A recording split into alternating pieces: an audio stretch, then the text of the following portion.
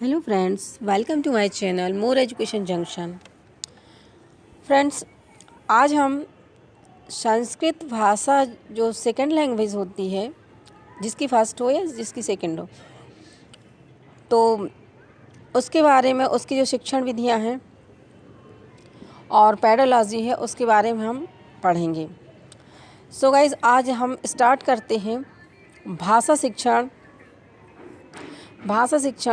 संस्कृत में इसका पहला जो चैप्टर है, पहला टॉपिक है भाषा सीखना व ग्रहणशीलता।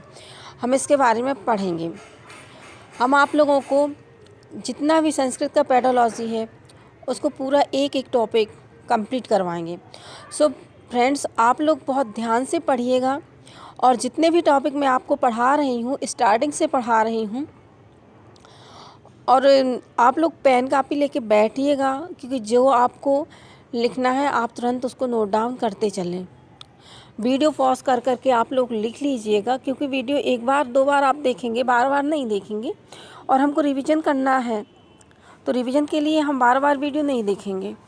ठीक है फ्रेंड्स, तो इसलिए आप लोग एक कॉपी बना लें और उसमें आप लोग लिख लें, जो आपको एग्ज़ाम के समय हेल्प करेगा। तो चलिए स्टार्ट करते हैं। भाषा सीखना व ग्रहणशीलता। एक तो फ्रेंड्स ये है कि भाषा जो है, भाषा हम अपने विचारों का आदान प्रदान करने के लिए, अपने विचारों को व्यक्त करने के लिए उपयोग करते हैं। ठीक है फ्रेंड्स, तो हम देखते हैं कि जब बालक छोटा होता है, बालक जब पैदा होता है, तो उसकी कोई भाषा नहीं होती। जब छोटा बच्चा होता है, पैदा होता है, तो उसकी कोई भाषा नहीं होती है। जिस परिवार में बालक बड़ा होता है, धीरे धीरे उस परिवार के सदस्यों का जो अनुकरण करके टूटे फूटे शब्द बोलना प्रारंभ करता है।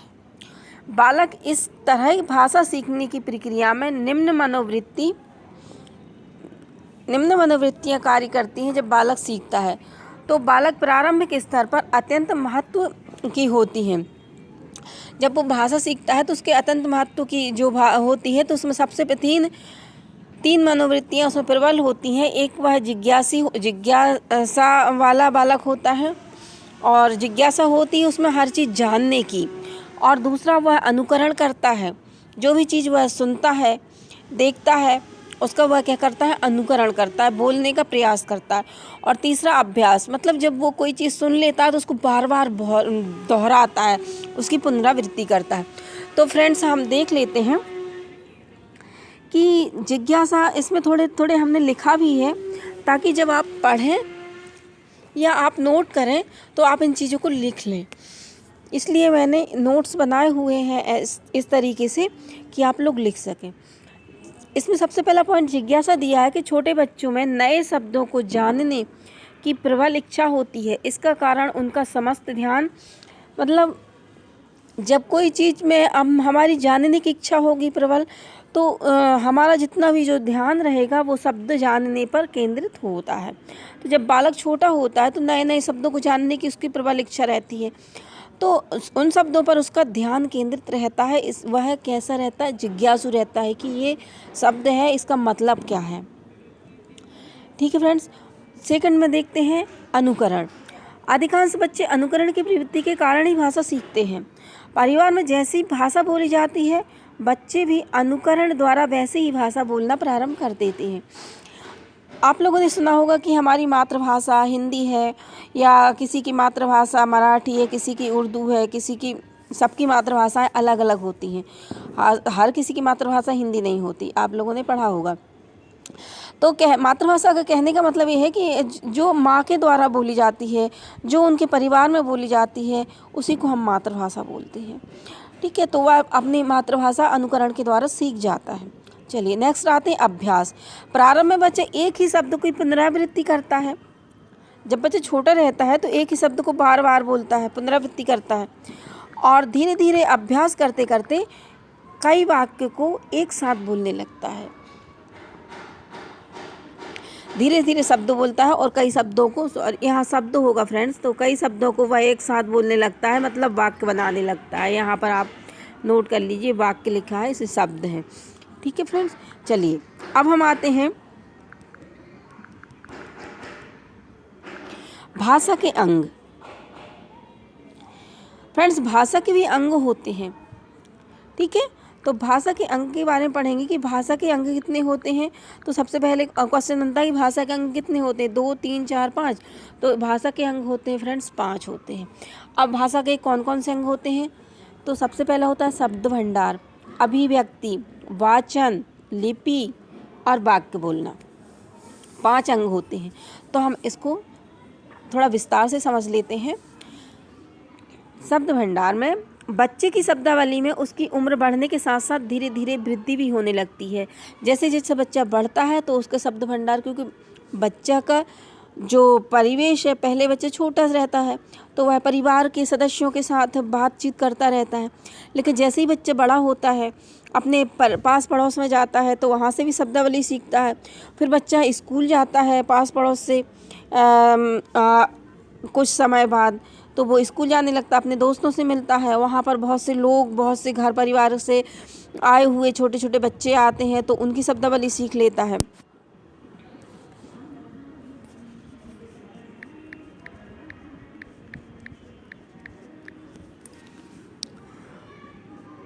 तो ऐसे जैसे जैसे उम्र बढ़ने लगती है, लोगों से मिलता जुलता है तो उसका शब्द भंडार में वृद्धि होने लगती है। चलिए नेक्स्ट पर आते हैं, अभिव्यक्ति। अभिव्यक्ति का मतलब क्या होता है फ्रेंड्स, व्यक्त करना, चीज़ों को व्यक्त करना, बताना, अपने भावों को, अपने विचारों को व्यक्त करना। तो नेक्स्ट है इसका अभिव्यक्ति। जब बालक 6 वर्ष तक का बालक होता है, वह अपने भावों को सही रूप से अभिव्यक्त नहीं कर पाता। उसके जो भाव होते हैं, विचार होते हैं, वो सही रूप से व्यक्त नहीं कर पाता। लेकिन जब बच्चा 6 वर्ष के बाद धीरे धीरे वह लिखने में सक्षम हो जाता है, और 6 वर्ष का जो बालक लिखने में सक्षम हो जाता है तो अपने भावों को लिख के और बोलकर शब्दों के द्वारा अभिव्यक्त कर सकता है। चलिए नेक्स्ट पर आते हैं, वाचन। वाचन का मतलब क्या होता है फ्रेंड्स, पढ़ना। बालक 6 वर्ष का होने पर वाचन की शिक्षा प्रारंभ करता है। बच्चा छोटा होता है, जब वो 6 वर्ष का होता है, स्कूल जाता है, तो उस समय वह मतलब शिक्षा प्रारंभ करता है। तो 9 वर्ष की उम्र तक पहुँचते पहुँचते वह अक्षरों के आकार की अपने मस्तिष्क में रूपरेखा तैयार करके बोलता है। अक्षरों का जो आकार होता है उसकी रूपरेखा वह तैयार करके बोलता है। चलिए नेक्स्ट आते हैं, मतलब वह पढ़ने लगता है, छोटे छोटे चीज़ें शब्द पढ़ने लगता है। चलिए नेक्स्ट आते हैं, लिपि। 6 वर्ष का होने पर बालक का स्नायु मंडल सुदृढ़ हो जाता है। स्नायु मंडल मतलब उसके हाथ पैर जो है वो सुदृढ़ हो जाते हैं, हाथ जो लिखने के लिए मतलब तैयार हो जाते हैं, कि धीरे धीरे बच्चा लिखने में सक्षम हो जाता है, मतलब उसकी पकड़ मजबूत हो जाती है, उससे उसकी उंगलियां जो हैं वह लिखने के लिए, कलम पकड़ने के लिए मजबूत हो जाती हैं, तो वह धीरे धीरे लिखने लगता है लिपि को। लिपि जैसे वर्णमाला है, शब्द हैं, इनको लिखने लगता है छोटा बच्चा। चलिए नेक्स्ट पर आते हैं, वाक्य बोलना। फ्रेंड्स, इसका लास्ट जो है वो तो है वाक्य बोलना। प्रारंभ में बालक 1 या 2 शब्दों के वाक्य बोलना सीखता है, 1 या 2 शब्द बोलता है, ठीक है। फिर धीरे धीरे वह 4 या 5 शब्द वाक्य बोलना प्रारंभ करता है। 1 या 2 शब्द बोलता है और धीरे धीरे 4-5 वाक्य बोलना स्टार्ट कर देता है।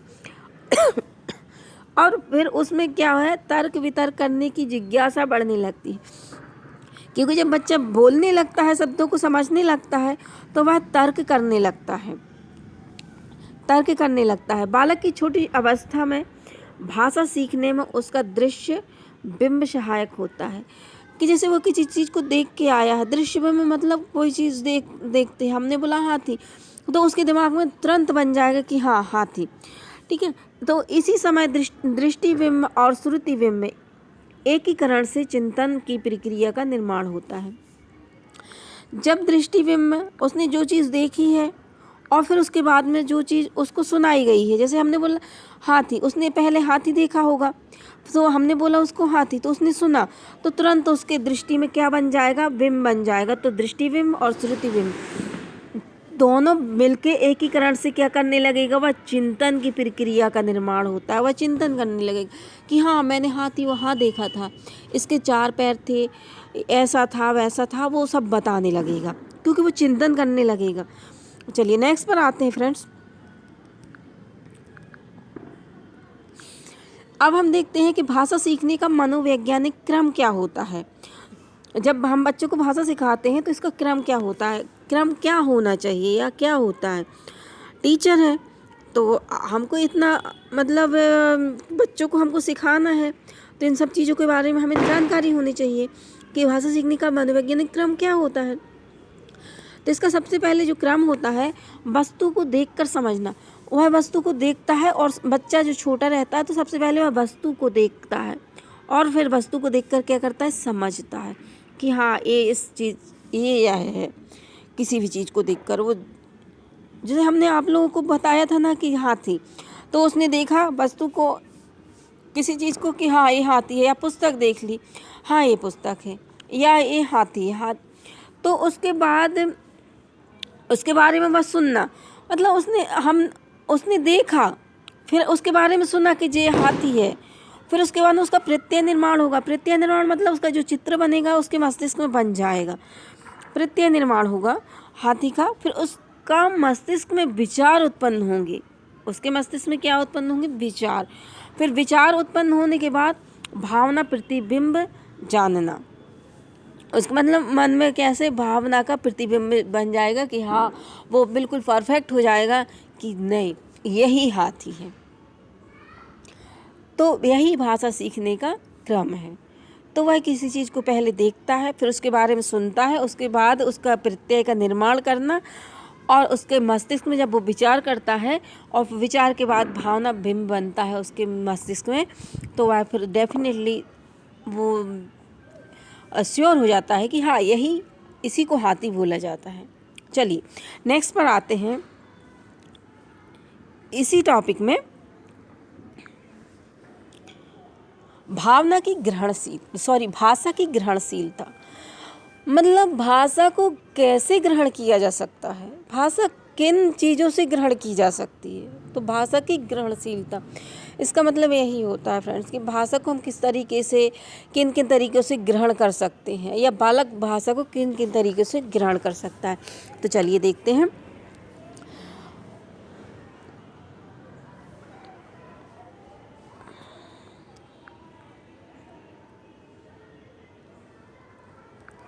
मनुष्य सामाजिक प्राणी है। हम लोग जानते हैं, हमने पढ़ा है स्टार्टिंग से कि मनुष्य एक सामाजिक प्राणी, क्योंकि वह समाज में रहता है और समाज से अलग मनुष्य की कोई सत्ता नहीं होती, क्योंकि समाज से अलग मनुष्य जीवित नहीं रह सकता है, वह समाज में ही रहेगा। ठीक है, तो वह समाज में उत्पन्न होता है, बढ़ता है, उसकी वृद्धि होती है, विकसित होता है। समाज में रहकर उसे अन्य सदस्यों के साथ विचार विनिमय करना पड़ता है। तो बच्चा जो है वो समाज में रहता है, समाज में ही पलता बढ़ता है, और समाज में रहकर ही उसे अपने अन्य सदस्यों के साथ में विचार विनिमय करना होता है। तो विचार विनिमय के कई साधन हैं, जैसे अब बालक है, ठीक है, तो भाषा बोलकर भी बता सकता है, वो आँखों के इशारे से, हाथ के इशारे से बता सकता है, उंगली करके संकेत, और किसी संकेत के माध्यम से भी बता सकता है। तो जो भाषा विनिमय के जो साधन हैं, इनका भी वर्गीकरण किया गया है कि यह कितने माध्यमों में विभक्त किया गया है। तो फ्रेंड्स देखिए कि भाषा का जो वर्गीकरण किया गया है वह 3 वर्गों में विभक्त किया गया है। सबसे पहला इसका है स्पर्श ग्राह्य साधन। स्पर्श मतलब किसी चीज़ को छूकर हम बता सकते हैं, स्पर्श ग्राह्य साधन। दूसरा चक्षु ग्राह्य साधन, मतलब आँखों के द्वारा हम किसी चीज़ की ओर संकेत कर सकते हैं। और श्रवण ग्राह्य द्वारा, मतलब हम सुन के किसी संकेत को, किसी चीज़ को हम सुन के उसको ग्रहण कर सकते हैं। तो चलिए फ्रेंड्स थोड़ा सा इसके बारे में भी हम पढ़ लेते हैं विस्तार से। इसका जो पहला है स्पर्श ग्राह्य साधन। स्पर्श मान ले आप लोग समझ गए होंगे, किसी चीज़ को छूकर। तो वे साधन जिनके माध्यम से स्पर्श द्वारा विचार विनिमय किया जाता है, तो उसको स्पर्शग्राह्य साधन कहते हैं। जैसे खतरा होने पर एक डाकू दूसरे डाकू को हाथ से स्पर्श कर, हाथ दबाकर या धक्का देकर सूचित करता है कि भय सामने है, भागना चाहिए। ठीक है, यह कहला है स्पर्शग्राह्य साधन, यह स्पर्श के द्वारा। नेक्स्ट आता है फ्रेंड्स चक्षुग्राह्य साधन। चक्षु मतलब होता है आँख, आँखों के द्वारा। फ्रेंड्स इनको भी आप लोगों को याद रखना होगा। चक्षुग्राह्य साधन यदि आपसे पूछ लिया जाए, लेकिन यदि आपको पता नहीं कि चक्षु का मतलब क्या, ऐसा तो नहीं हो सकता क्योंकि आप लोग इतने होशियार हैं कि टीचर बनने वाले हैं, तो इतना तो पता होगा। ठीक है फ्रेंड्स, लेकिन फिर भी मेरा ये दायित्व है कि मैं आप लोगों को बताती जाऊँ कि हाँ, इतने इसकी जो शब्दावलियाँ हैं फ्रेंड्स, उन पर आप ध्यान दीजिए। जो चीज़ आपसे नहीं बनती है, जिस चीज़ के बारे में आप नहीं जानते, तो आप कमेंट्स करके हमें बता सकते हैं, तो हम आपको तुरंत उसका रिप्लाई कर देंगे। ठीक है, तो वे साधन जिनमें नेत्रों का प्रयोग किया जाता है, वे साधन जिनमें नेत्रों का प्रयोग किया जाता है वो चक्षुग्राह्य साधन कहलाते हैं। और जैसे रेलवे गार्ड हरी झंडी दिखाता है, तब ड्राइवर आँखों की सहायता से समझ लेता है। जब वो हरी झंडी देखता है तो वह समझ जाता है कि अब हमको अब चलना चाहिए। ठीक है, उसी प्रकार से अध्यापक की अंगुली का इशारा पाते ही छात्र उसकी आज्ञा का पालन करने लगते हैं। क्यों? क्योंकि अंगुली से अध्यापक ने संकेत किया है। ठीक है, तो करने लगते हैं, तो यह कहलाते हैं चक्षुग्राह्य साधन। नेक्स्ट पर आते हैं फ्रेंड्स श्रवणग्राह्य साधन। श्रवण मीन्स होता है सुनकर, श्रवण मीन्स सुनकर होता है, तो हम सुनकर भी ग्रहण कर सकते हैं विचारों को। देखिए, जैसे दूसरे के द्वारा कुछ व्यक्त भावों को हम कानों से सुनते हैं। दूसरे के द्वारा, जो दूसरे हैं उन्होंने व्यक्त किया है भावों को, तो जिनको हमने कानों से सुनते हैं और समझते हैं। जैसे चपरासी जो होता है अपने साहब का इशारा घंटी सुनकर ग्रहण करता है। ठीक है, घंटी सुनकर ग्रहण करता है, तो घंटी की आवाज़ एक संकेत है जो श्रवणग्राह्य है। तो जब वो घंटी की आवाज़ सुनता है चपरासी, तो वो सुनता है कि मुझको साहब ने बुलाया होगा, वह उन विचारों को समझ जाता है। यह कहलाता है श्रवणग्राह्य साधन। तो ये सभी संकेत मात्र जो हम आगे पढ़ चुके हैं, जो संकेत जैसे स्पर्श, चक्षुग्राह्य या श्रवण जो है, ये सभी संकेत मात्र हैं। भाषा में ऐसे ही संकेत होते हैं, भाषा में ऐसे ही संकेत होते हैं जो व्यक्तियों के मस्तिष्क में बिंब बनाते हैं, और व्यक्ति इन बिंबों को ग्रहण करता है, उनका विश्लेषण करता है। तो भाषा में भी लिपि होती है, हम लिपि को पढ़ते हैं, वो ध्वनियाँ होती हैं, उनको हम समझते हैं, और मस्तिष्क में जो बिंब बनता है और उन बिंबों को हम ग्रहण करते हैं और उनका विश्लेषण करते हैं। तो इस तरीके से हम भाषा सीखते हैं, भाषा को ग्रहण करते हैं।